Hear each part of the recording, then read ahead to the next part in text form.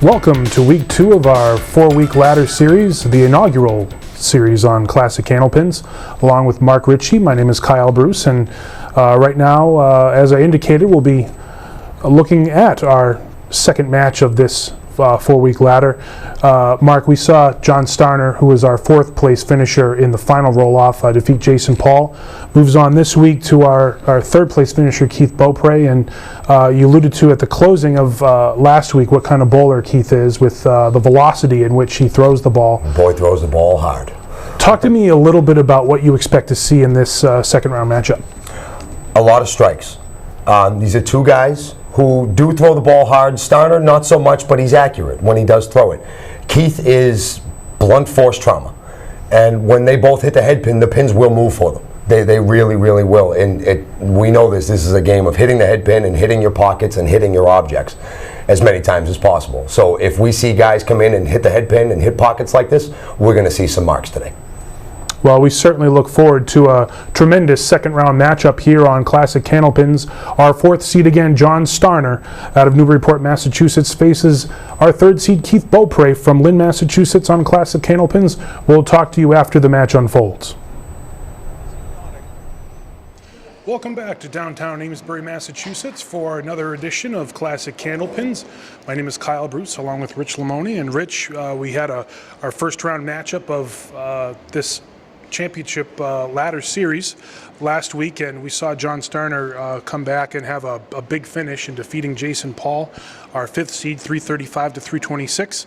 And this week, John advances to face Keith Beaupre, who is our 3rd seed. Rich, can you talk to me a little bit about Keith and his bowling? Keith is probably one of the hardest throwers I think I've ever seen on tour. He can make the most explosive strikes I think I've ever seen. Most people would compare him to throwing a ball as hard as that we knew growing up as Chris Sargent. It's fun to watch him on the lanes, and when he catches fire, it's pin after pin after pin falling into the deck. Gone. Just in the pit. Goodbye. Hopefully we see a lot of that today, and we'll see some good scoring. I look forward to it as well. I saw him warming up, and certainly very explosive. So should be a great matchup. Our second round of this first ladder series between John Starner and Keith Beaupre will continue after this timeout. Thank you. All right. We are starting our second round matchup here of our first ladder of the series. The series meaning Classic Candlepins from downtown Amesbury, Massachusetts. And on the line now on lane 7 is John Starner, victorious in the first round matchup in clutch fashion. Made a great spare in the 10th and filled it with a strike to take total.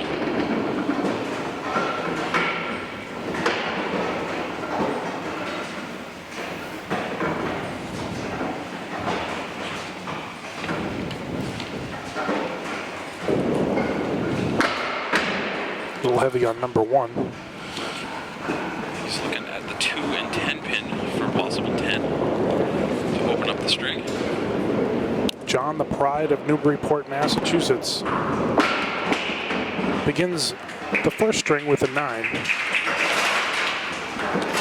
League average 123. His high single is 190. And his high triple, very impressive, 470. Very good statistics for someone who's 24 years old.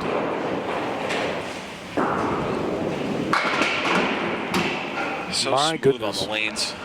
I love watching him throw. I said that last week. I'll say it again this week.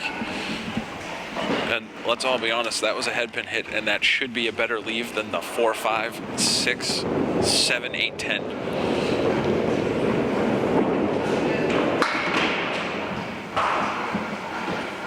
When you're dealing with parallel pins on the left, especially with the way that he buried the ball in the pocket.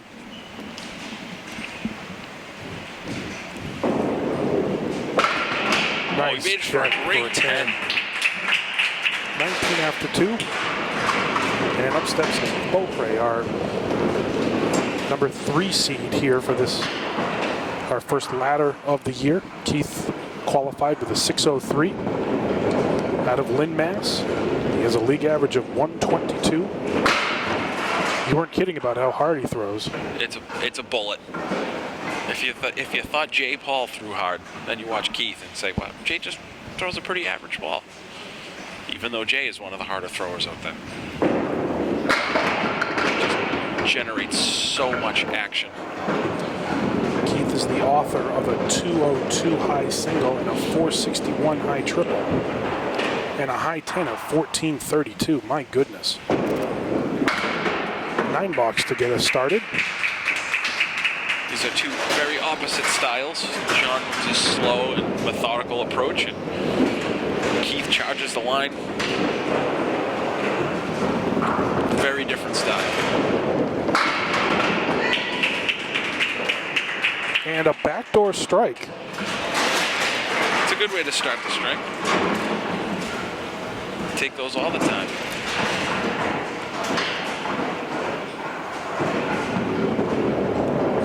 Big thing is you got to fill it, especially when you get a break like that. You got to take advantage. Yep.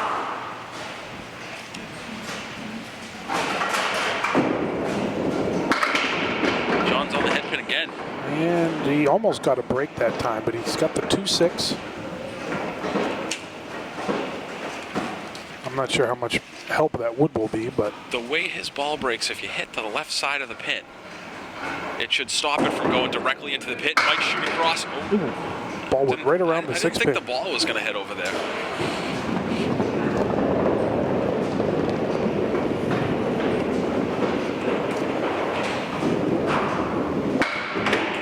$10. 29 after 2. Good pinning up there. The winner of our second round match will advance to the semifinals against Brandon Marks. 662 for his roll-off score, so big disparity between the number 5 and the number 1 bowler for this roll-off. John just off the head pin. He ends up leaving the 1 and the 10. He had 3 pieces of wood on the deck, but they rolled pretty much off. They're a little bit near the 10 pin, but shouldn't be a factor either way. Nice shot for Cuts the head spare. pin into the 10. What a spare.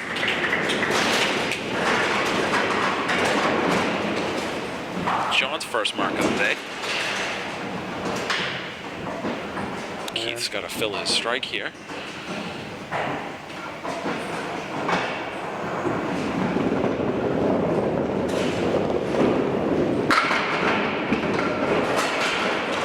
Buries the head pin there. Does not have a very favorable lead, although that wood could come into play if he gets low enough on it. I think it might slide in front of the 5 pin and not take out the rest. What if you cap it? Nice bid. That was a good suggestion. Fills it with a 9. I think the thing with capping it is the ball wasn't going to head towards the 10 pin. Either way, that wood wasn't angled in his favor. Right. And a 9 pin. A 9 box. 8 pin advantage. Box is completed early in this first string. Keith is 37 after 3. Made the most of the fill. Nine's good on a strike. Keith on the head pin again. Leaves my new coined phrase, check mark left. That's correct. 2, 4, 5, 7. We do have it trademarked. Keith, the Open Doubles champion with Dave Chestercove. He is another backdoor spare. An unusual conversion. You always play at the 4-7. Yes. It's a way to sit down. He gets his second mark of the day, his first spare. Keith with 2 marks after 4 boxes. It's always a good start. John is filling his spare in the 3rd.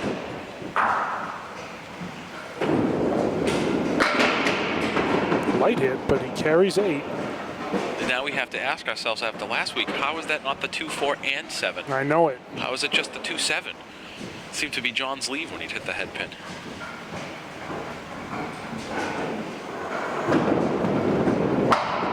Oh, that wood was no help there.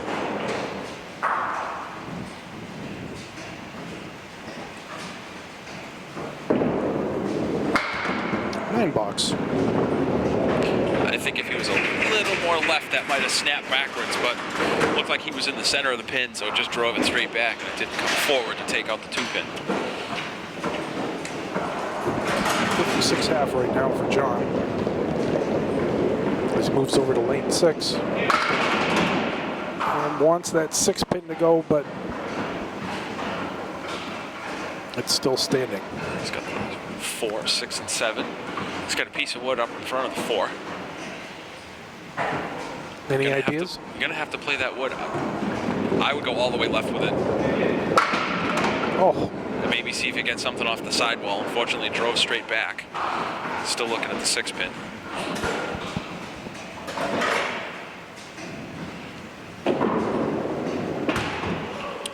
And a pair of 9s here this time up. 65 after 6 for John. Keith is back up to fill his unorthodox conversion of the reverse check mark.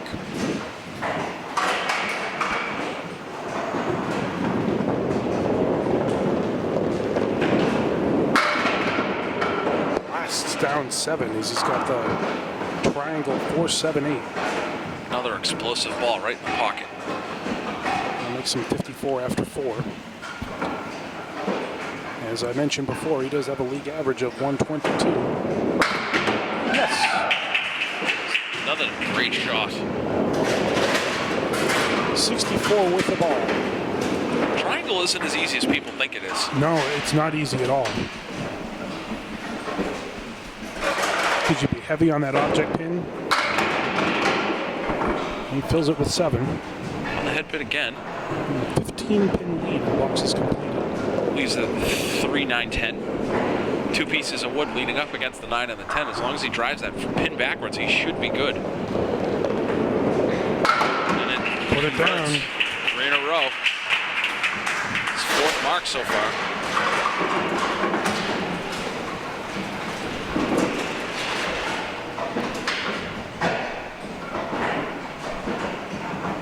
Keith up 16 pins with the ball. John steps up on lane 7.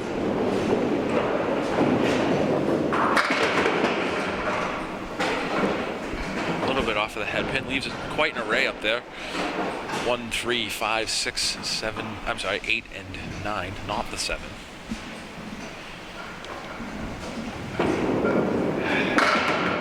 Oh, he needed to be heavy on it, and he was, but he couldn't carry that 6-pin.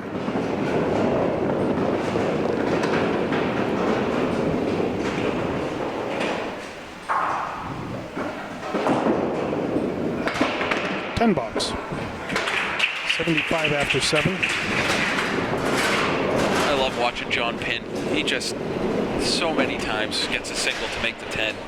Well, pinning he's doing in this first string. He's left 2 pins standing after 7 boxes completed.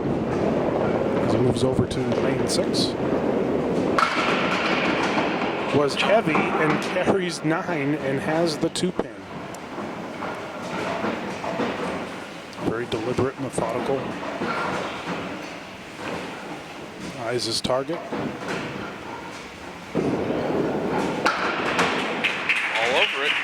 Makes the single. Second mark for John here.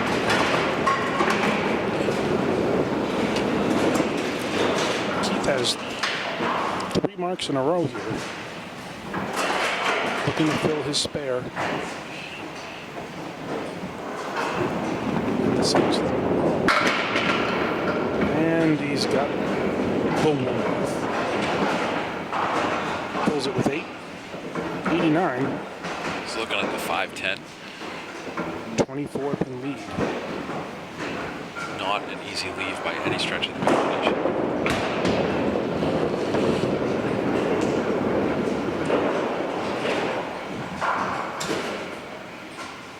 Keith is opposite a 10 box right now.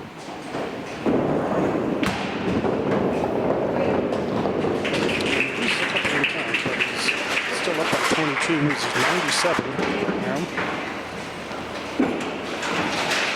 Keith is a dairy clerk at Market Basket.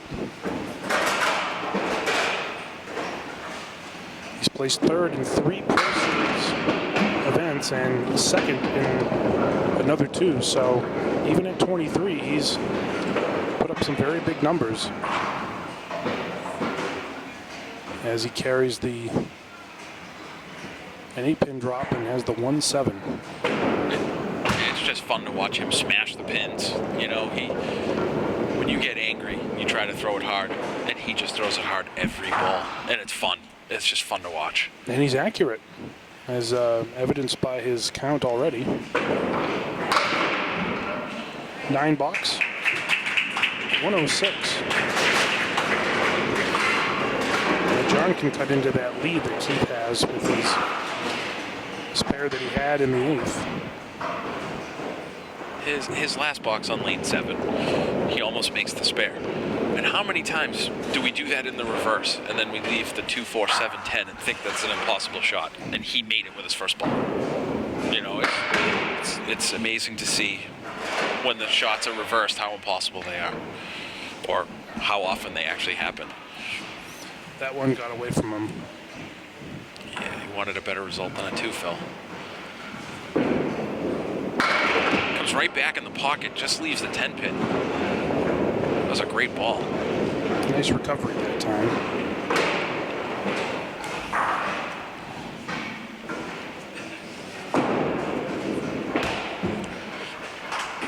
Finishes with a 9. 96 after 9.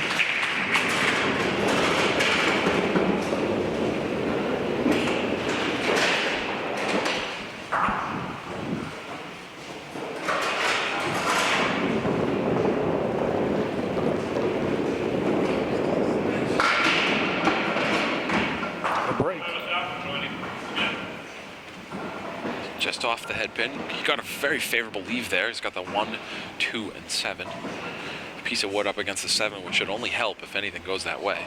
Now if he just splits it like Just like that. There you go. spare in the 10th.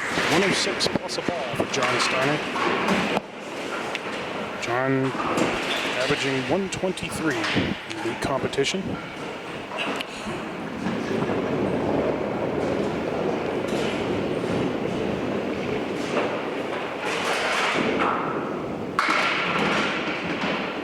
Fills it with 7.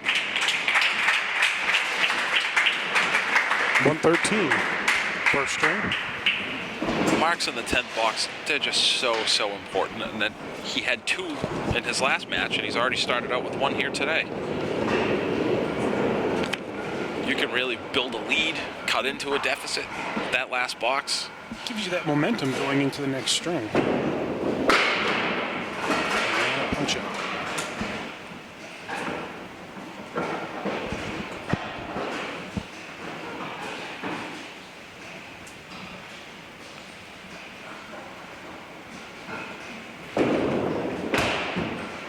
Through the hole that time.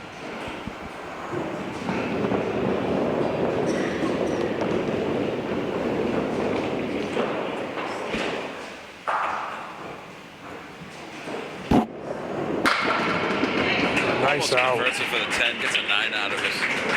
115 after 9. As I mentioned earlier, Keith has a 122 average. Lead is 19, but he's opposite John's spare 7 in the 10th. Light hit, but he carries 6. 1, 2, 7, and 8.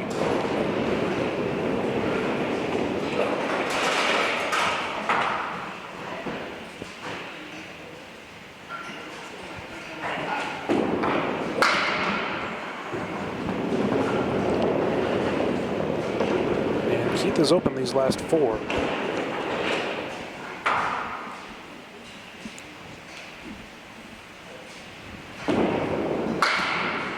And he finishes with an 8 box and a 123. So, It's his average.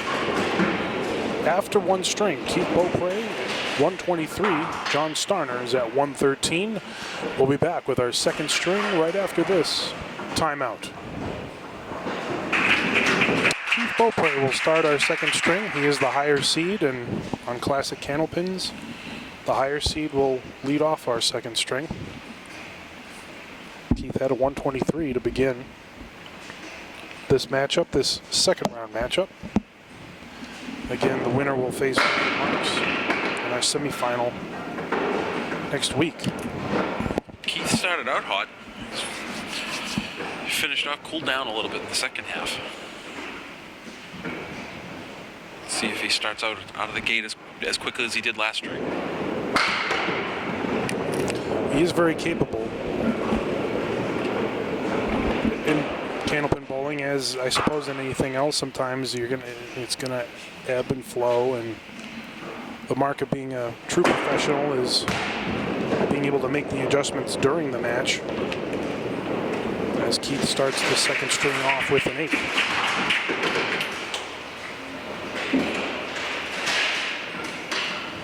I had a problem with that Friday night, as a matter of fact. I tried making all sorts of adjustments that did not work out for me. Well, I didn't even talk to you about that.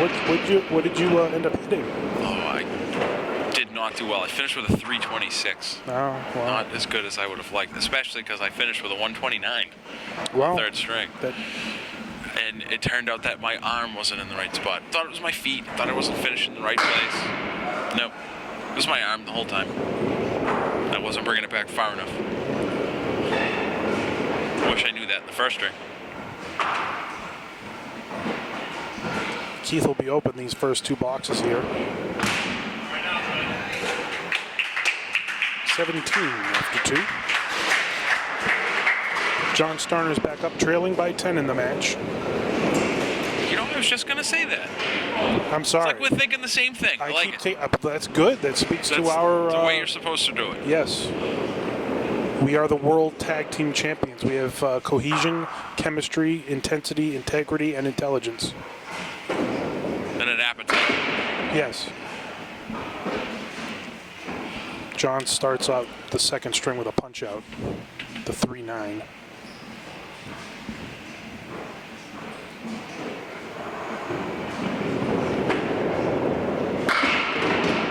Nice recovery. It's in the pocket there. Almost makes it. Leaves the 5 and 6. Hopefully can take one of these out, pick up a pin and count.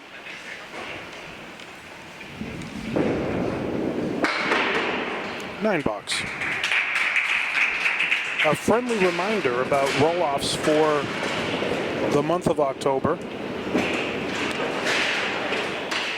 Sunday the 26th at 6 p.m. And the last roll-off of October is on Thursday the 30th at 7:30. And the second ladder final will be held on Sunday, November 2nd at noon. For more information, you can always call 978-792-5475, or you can also visit the Classic Candlepins Facebook page or email us at classiccandlepins@comcast.net. John was on the head pin right there, and he ended up leaving the 5, 6, and 10 again, and he almost made it, including the 7 pin. He would have needed all 4, but he is crafty at cutting pins over. That he is. That's why he made this show. 10 box. So he's actually picked up a couple pins in count right now. This is 19 after 2. I don't think I've ever watched him long enough to see that facet of his game, that he's a very technical bowler, and you need to be technical. Absolutely.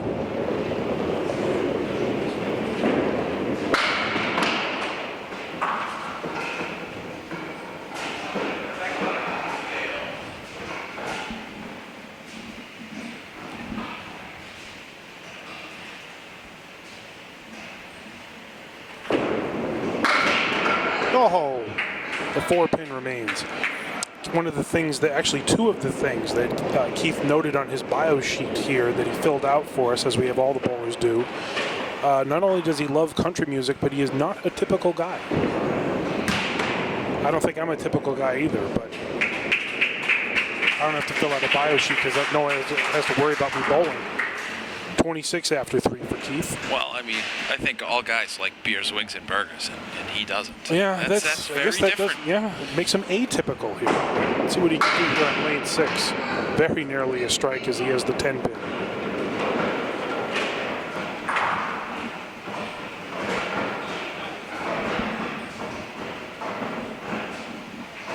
I think he should be able to drive that piece of wood straight back. Yeah, I don't think he should have any problems with it. That was totally playable. Spare in the fourth, 36 with the ball. That's his 5th mark on the day.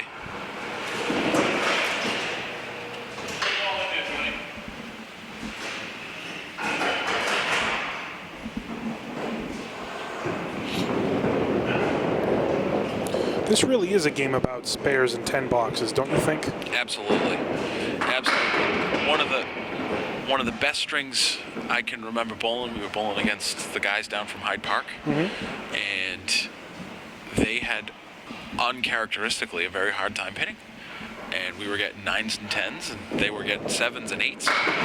And all of a sudden they started turning into fills. I mean, we weren't hitting our marks either, but we were pinning. And all of a sudden the lead goes from 12 to 15, 17. Now all of a sudden we're 5 marks ahead. We end up taking the string. I mean, you know, they, as they always do, clawed back. But we were able to take it the last 2 boxes. But those pins started to add up critically in boxes 4 through 8, you know, until we had the last trip. And then those superstars from Hyde Park just clawed back by getting, I think, 9 marks, and they made a match out of it. They are tough. John had an 8 box that time. He's 27 after 3. That's a veteran team, isn't it? You're talking about Craig Holbrook. Absolutely. John Zappi, Skip Easterbrooks, Mike Kucha. They've been bowling together for a long time. Bob Whitcomb.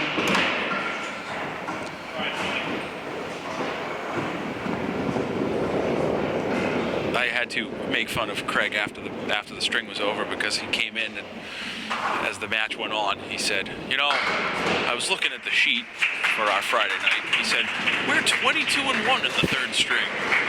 And then we beat him. So I said, hey, 22-2 now. And he, you know, because he's such a great ambassador for the game, he laughed about it and high-fived me and said, you guys bowled a great string. Well, he is a class guy, as he illustrated in the interview on our show. But after the first 4 boxes of our 2nd string in boxes completed, we are dead even at 36. We'll be back for the conclusion of our 2nd string right after this timeout. We are back on Classic Candlepins to conclude our 2nd string here. Keith Beaupre is up on lane 7, filling a spare in the 4th.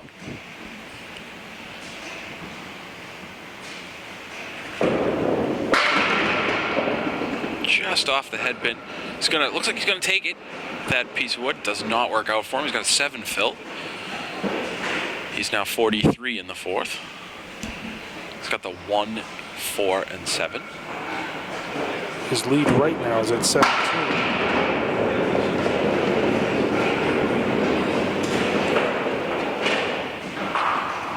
So what was that like interviewing Craig? That must have been awesome. It was. The interesting thing is that I've come to this bowling center for a good portion of my life. That's a 9 box for Keith, and he has a 52 half here on his 2nd string. And for someone who's going in the Hall of Fame, so humble, so kind, and I was very appreciative of him staying after the match and interviewing him at about 11 o'clock at night. And I know he has an hour ride home, so at least might yeah, even be longer than that. Yeah, that was. I'm sure Bobby Witt gave him an earful because I think Bobby Witt's his chauffeur, isn't he? I know that Bobby Witt was with him, and I know that Mike Kucha was part of that caravan to the trek down to the South Shore. That's an 8 box for Keith. And 60 after 6. That was a good attempt on the high-low jack. He did hit the head pin. That's the one you got to hit if you want to convert it. Especially when there's no wood to help out at all. John can cut into the lead here. He's facing a couple of open boxes. He's opened the first 4, but let's see if he can turn it around here.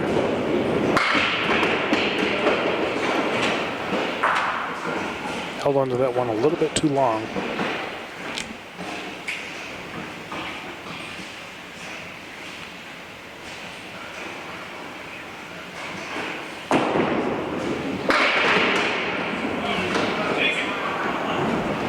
nearly converted it and went by that head pin, but the wood was dancing around and nearly took it out.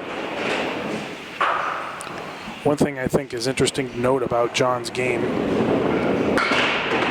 as he takes out the single for a 10, he has a 46.5 here in the second string, is that he takes the same approach for all 3 balls. And I think that's very important. He doesn't rush at all. He's very deliberate, methodical. This game is all about consistency. I think one of the biggest things that improved my game was that I started picking the same spot on the floor every time. And when you start doing that, you can actually make adjustments because now you have the same starting point, and you can say, okay, I need to end up more to the left to make this leave, or I have to go to the line faster for any sort of reason, which is unnecessary usually. If you go the same tempo like John does, you will have better results. But sometimes you want to throw it like Keith because you're upset and you think maybe that'll work. So you throw a fireball down there. Sometimes it works, sometimes it doesn't. And a 7 box. 53 after 6 for John. The lead is still 17. I think the big benefit of John's game is that he does not have to make many adjustments because everything is so fluid and so perfect. If you have a really long approach, now you have a lot more that can go wrong in between your first step and when you deliver the ball. His is compact, slow, methodical, just like you said. So he has a higher success rate than a lot of other bowlers. Keith has a punch out here. He's going to negotiate here. He takes out the right side of a spread eagle in this 7th box. The owner of that 17-pin lead. 9 box. 69 after 7.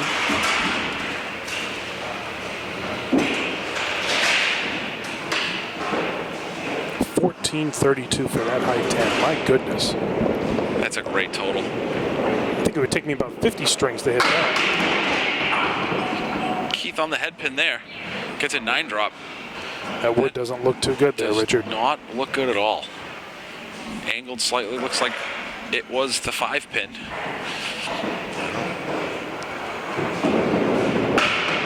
That's all he could really do with it, I think.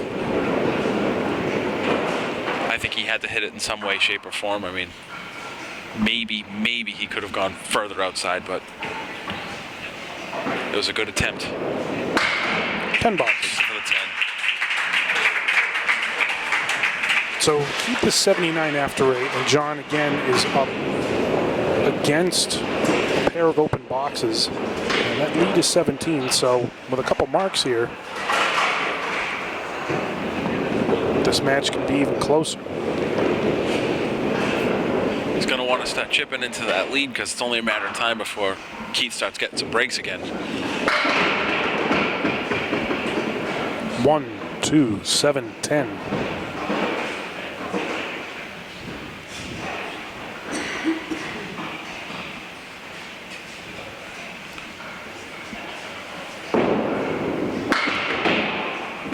Tried to go outside on it. Took out the head pin. Still looking at the 2, 7, and 10.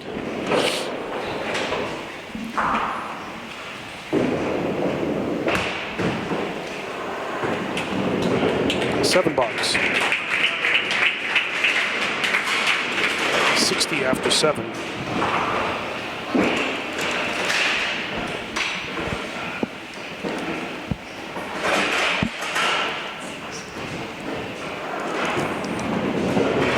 Again, the winner of this match faces Brandon Marks.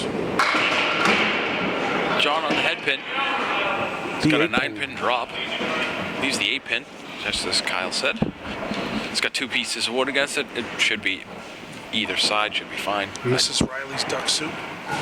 What is that from? You said that the first time we worked together, and I don't know what that's from.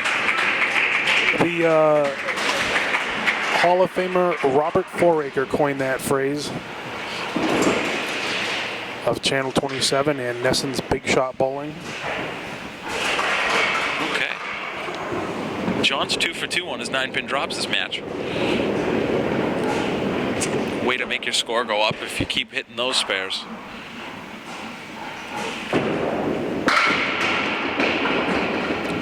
Keith almost got a break on that 6-pin, but he's got 6-7. He's back on that head pin.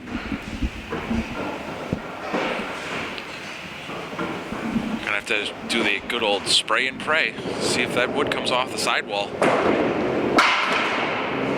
Not this time.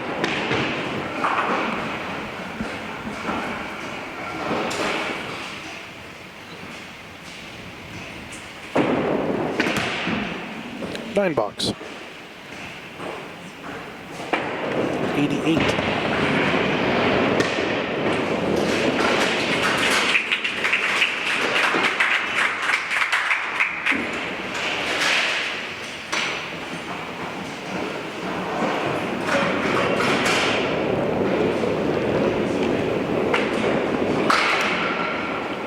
Back on the head pin, he's looking at the big 5 lead with a piece of wood that's parallel to the pit in front of the 4 and 7 there. Tough shot.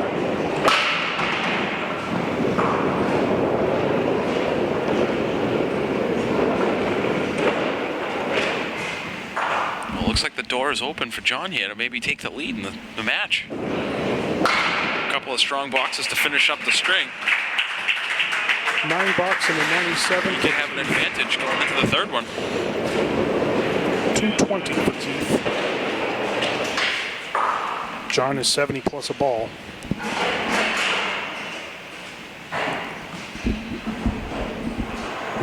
He wants to load up here, cut into that lead.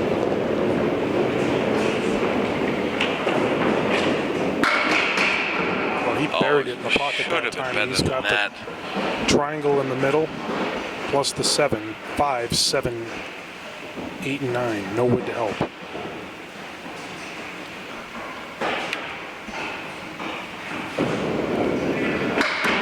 He tried to go to the right of that 5 pin and get everything moving over, but didn't happen that time.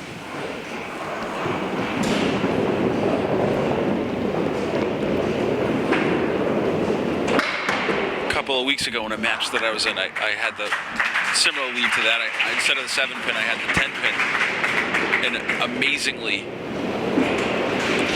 I left the 9 pin. I made the 5, the 8, and the 10, and it made it even more upsetting that I threw a strike in the 10th. Wow, that's a tough shot.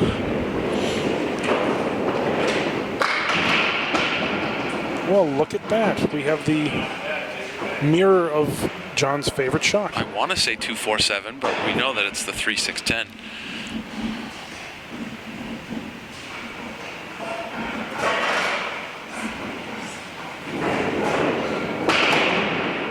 Just slid by the 3 pin. Would have been a big mark in the 10th box.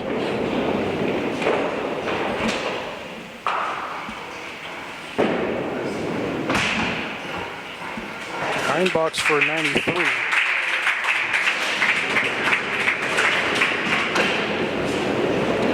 $206 for 2 for John. He's looking at a 14-pin deficit coming up into the third string. And we'll be back for the conclusion of this match as Keith Beaupre leads John Starner 220 to 206. We'll be right back after this timeout. All right, this is it. The beginning of our third string here in our second round matchup. John Starner ready to lead us off, down by 14 here.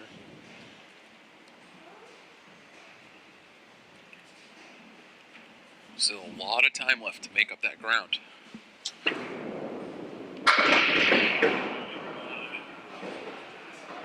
Right. Wow. Parallel pins, 4, 5, 7, 8, plus the 10. I'd go almost right at the 10 pin. If you're super low on that piece of wood, you might be able to drive everything left. It's interesting because I think I'd want to go high. But he left the 4.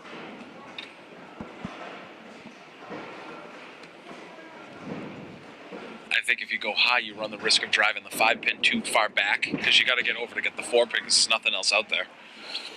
$9 to get us started here.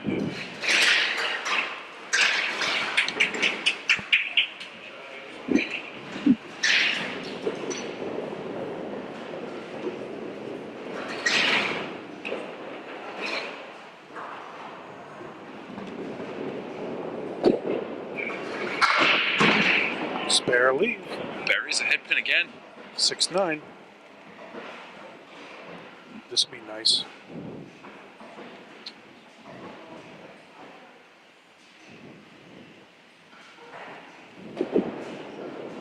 That is a tough shot. It really is for a 2-pinner, I think. Oh, the 6-9 I think is very difficult. 4-8, 6-9. So much easier when it's a triangle, even though the triangle's a difficult shot. I think as a bowler, you feel like you have more room for error. So maybe you're a little bit more loose, you're not as tense. Keith is up, leading by 14 here. And he's getting his third string started right now.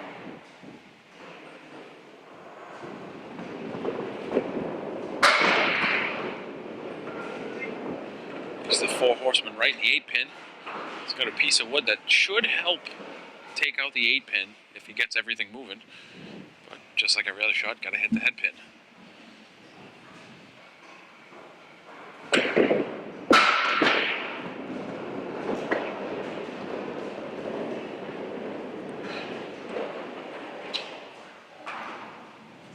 Just missed, still looking at the 4 horseman right. 1, 3, 6, 10. Our lob line judge and referee, the illustrious Francis W. Stanwood, is going to clear that bowling ball that's in the channel on lane 7.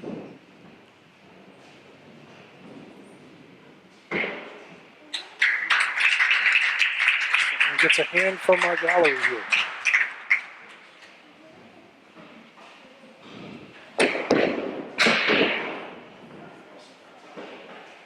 Opens up with a $7. John picks up 2 and count right there.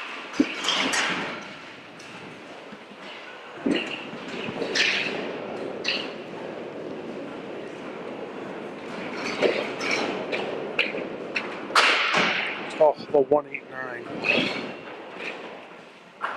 That is just a gross leave when you hit the head pin and take out the 189.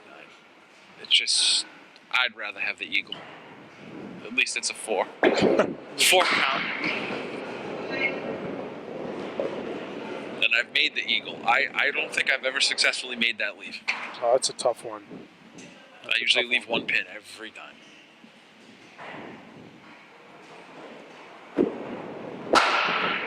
$7. So a pair of 7s to start off this third string. The lead is down to 9. Rich, once again on Classic Candlepins, we have a low-scoring, tight match. You know, it seems as though our competitors aren't hitting the head pin as much as they were in the first match, and it seems like it's costing them a lot of pins. So it's making their second shot that much more difficult. Case in point, 3.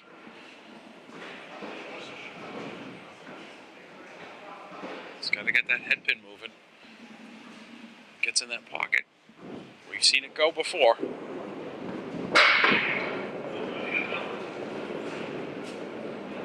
Maybe John's searching a little bit.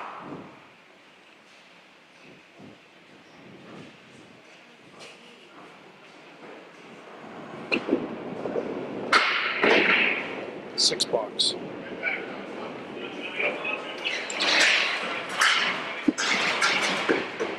$25 after 3.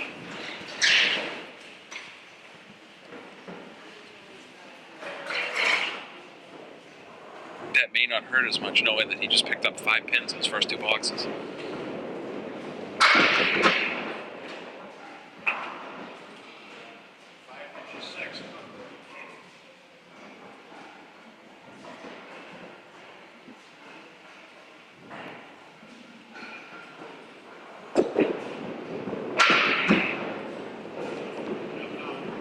Still looking at the 4 horsemen left and the 8-pin. Gonna need to convert a bunch of these to make this trip worthwhile. In an 8 box. So John's 33 after 4 here. It's a very uncharacteristic trip for John. He's done very well pinning today.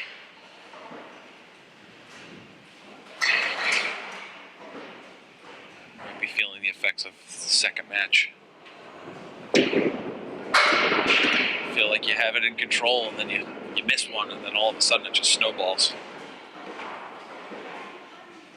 Keith has a spare leave though. He's got 136.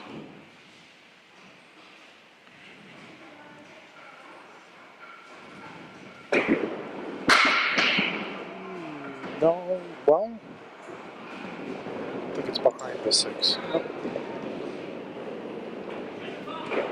It's a good bid. Surprised it didn't go. Looked like it was right in the correct spot.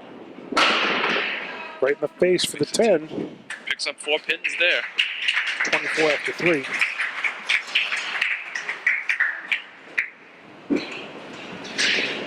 Keith again with that big 202 and for that high single and a high triple of 461, so he can get hot in a hurry.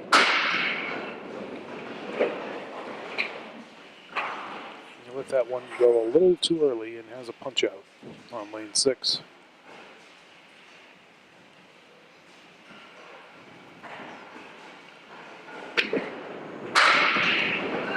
Nice bid. That view just a second ago was perfect for our kids watching out there, you know. One of the questions they always ask is, you know, what's the best way to bowl? And he is showing you the perfect example of when your foot and hand get at this line at the same time, you can have good results. I mean, that second ball should have been a spare. Should have picked up the Worcester, you know. And I think that's where you really start improving your game, is when you have your foot and hand hitting the line very close together. It's when one of them's behind. That's where you run into problems. Well, that's a great point. And it's one of the things we want to illustrate on Classic Candlepins. And after 4 boxes in the 3rd string and boxes completed, Keith Beaupre leads 34 to 33, and we'll be back with the conclusion of our match right after this timeout. We're back on Classic Candlepins to end our 2nd round matchup here. And our first ladder of the season. John Starner's down by 15. If he's going to make a run, he's got to start in boxes 5 and 6 right here.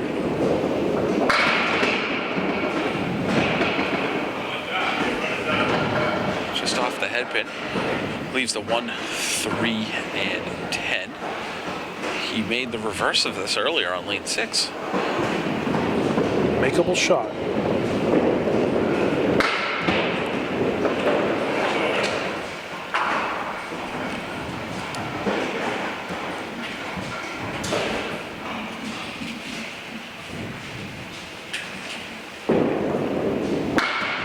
Nine box. 42 half.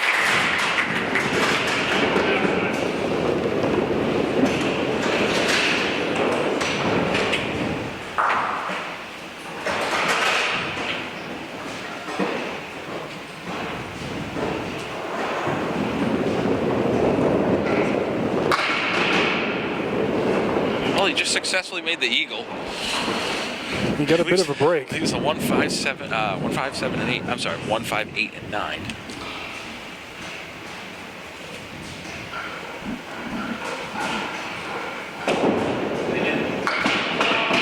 Ooh, a nice bid, but 5 pin remains. John has opened these first 6 boxes of string number 3. Picks up a single. 52 after 6.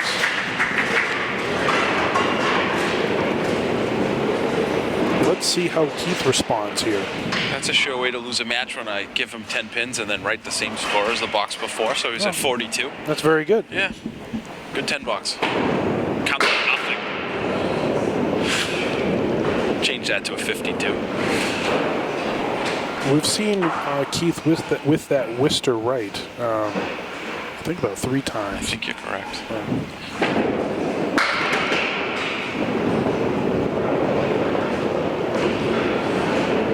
He's in the 1-2 pocket where he wanted to be. Oh, where you would like to be. Leaves the 5, 6, 7, and 10. He's got a piece of wood against the 6 and 10. That's what you want to shoot for the 8 box. And he also has a 42 half.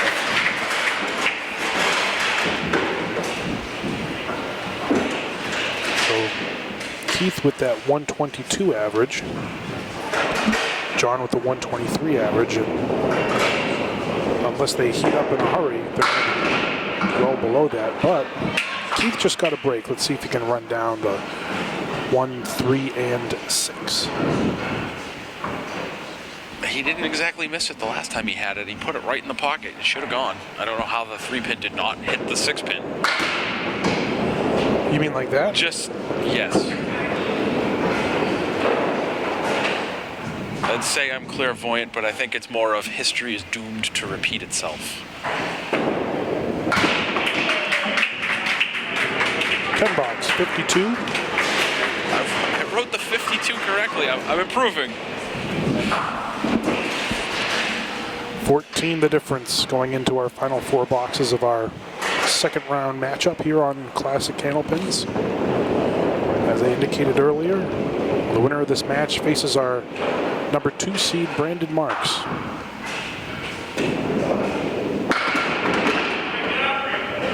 Brandon Marks is going to be a tough opponent for either of these guys.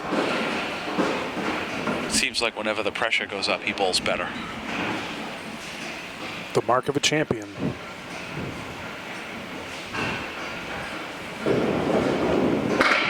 Oh, what a bid. Good bid by John that time, but the 4-pin remains.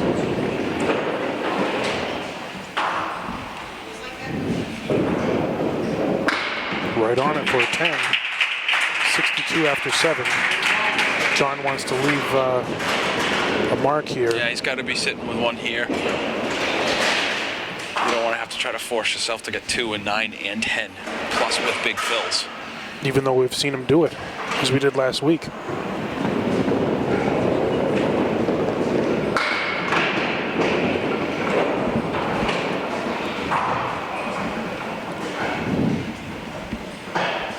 Didn't hit that time for John.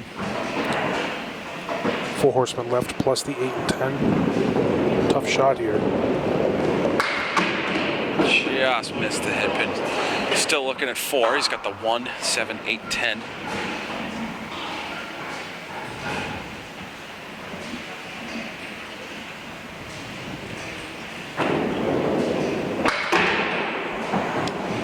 Leaves the high-low jack. 69 after 8.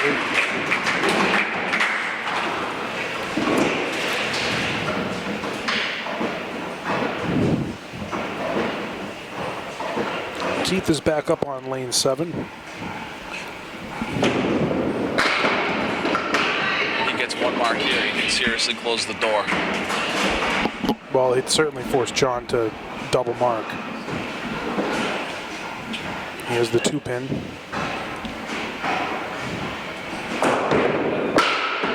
And he missed it. 0 for 2 on 9-pin drops.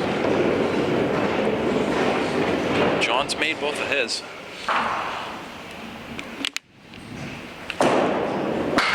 10 bucks. Keith keeps pace there. Now he's opposite a 7 here. So if he puts a mark up, as Rich and I indicated, we're looking at a double mark situation here for John to close out this match. Right in the pocket that time. 2, 5, and 7. It's not a super difficult shot. It's not an easy shot. Well, he was thin and almost made it happen.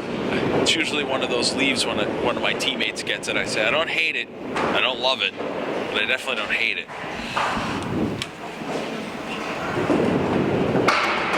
10 bucks. picks up 3 and count. 72 after 8, so 17's the difference going in the final 2.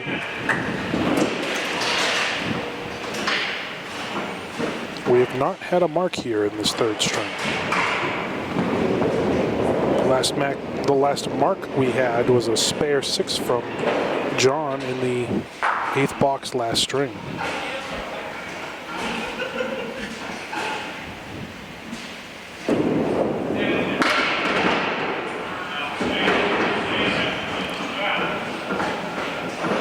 Looked like a relatively good headpin hit. You would hope not to get a split. Did not work out for him. 4, 6, and 7. I mean, at this point in the match, this is where I'd get fancy and I would try to go as high as possible and almost cap that piece of wood. Hope my ball takes out the 7 pin.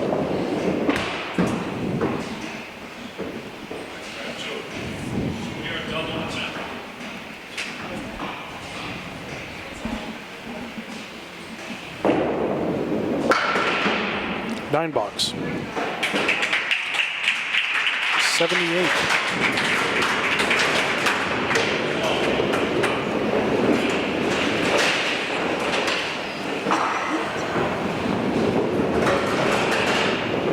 Mark 6 for 300.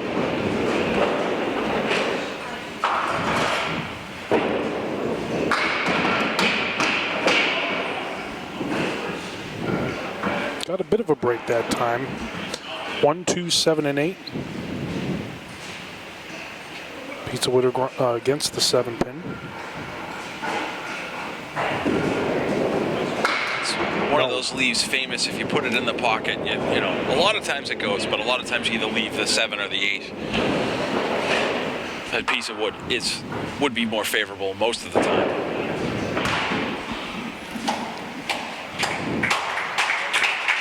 So a 7 box and an 85.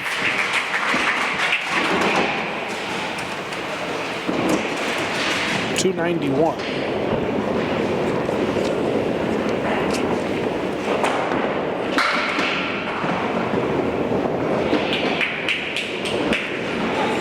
Keith blasts down 9 and has the 7 pin alone.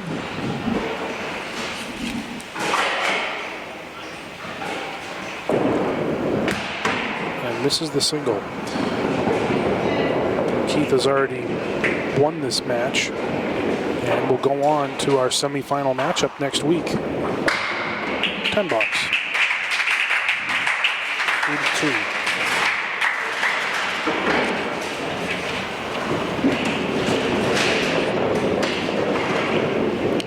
Steps up on lane 6 to finish out the match.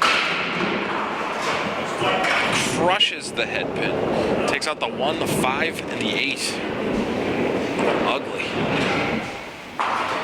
It's one of those situations where you're standing up on the line and say, how did I not carry the 9 and just have the full eagle? How did I get less than an eagle? But luckily, this is not going to affect the outcome, so you forget about it and start your next match. 8 box finishes with a 90. Keith Beaupre is going to take the match this time. Finishes a total of 310 to John Starner's 291. And as we indicated, he'll be moving on to face Brandon Marks next week on Classic Candlepins. 310 to 291 is our finish, and we'll be back with our bowlers after this timeout. We're back here with our 3rd place finisher, John Starner, after he won the first round match. In the second round, it didn't quite happen for you today, but some very solid bowling just to get to this point, I thought. And this match appeared to be a little bit different from the last one as far as coming down the stretch in another low-scoring match. Yeah, it's been a rough couple strings for me, and you know, obviously this one was close. It was in reach, but I just didn't have enough. Well, you're certainly very capable, obviously, as the last couple shows have indicated, and I know you'll be back here. And as we told our viewers that you bowl here on Friday nights, and you know, we hope to see you back certainly in the future. No question about that. Oh, yeah, I hope to be back. I look forward to that. John Starner. And now we have our winner, Keith Beaupre. Good job, John. Congratulations. A bit of a low-scoring match today, but you did just enough to win and keep pinning and got the marks when you needed it. And you'll be back here next week. Have you been bowling here often? As of recent, yeah, but not really. I mean, I bowled here when I was younger, when it was actually the Lafayette lanes, but as of recent, I just started bowling here again on the Friday nights and in this tournament. So. You opened up very well. You know, the first 5 or 6 boxes, you hitting great. What went different for you? That were you trying to make adjustments, or was it just not working? It was just that I was pressing too hard. I could tell I was just trying to throw the ball too hard and thought about my shots too long. And just wasn't doing what I was supposed to do. Is it possible for you to throw the ball too hard? Yes, it is. It is? Profound. Well, the good news You're is on that... to the next match. Oh, sorry. No. You're on to the next match, which is a great thing. You got another tough competitor coming up in Brandon Marks. What do you think you're going to have to do differently to compete with Brandon? If I have to keep with him, I'm actually going to have to make my marks and not throw the ball so hard. So hopefully I'll catch him on an off day. Well, in any event, we look forward to seeing you next week, and we look forward to seeing you as well. Next week, our semifinal matchup, Brandon Marks going against Keith Beaupre, excuse me. For our entire crew and Rich Lamoni, my name is Kyle Bruce, and we'll see you next time on Classic Candlepins. Good job, Keith. Well, that's the way our second round matchup concludes, with Keith Beaupre advancing over John Starner, 310 to 291.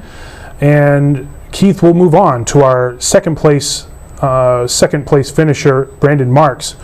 Mark, this is a match where it was tough going, but Keith has a big challenge in Brandon Marks, who threw 662 in the roll-off. He really does. Brandon, if you want to see a definition of just methodical, same ball, one after another, Brandon Marks is your guy. He's accurate. He likes to hit his pins hard. And when he's in the pocket, they move. He bowls at a very, very tough bowling alley for his home alleys. And when he's going to walk into a place where the pins are a little more favorable, they're going to fly. Well, this should be a great matchup next week, our semifinal week on Classic Candlepins, where Brandon Marks, our number 2 seed, will face Keith Beaupre, our number 3 seed. For our entire crew and Mark Ritchie, my name is Kyle Bruce, and we'll see you next week on Classic Candlepins.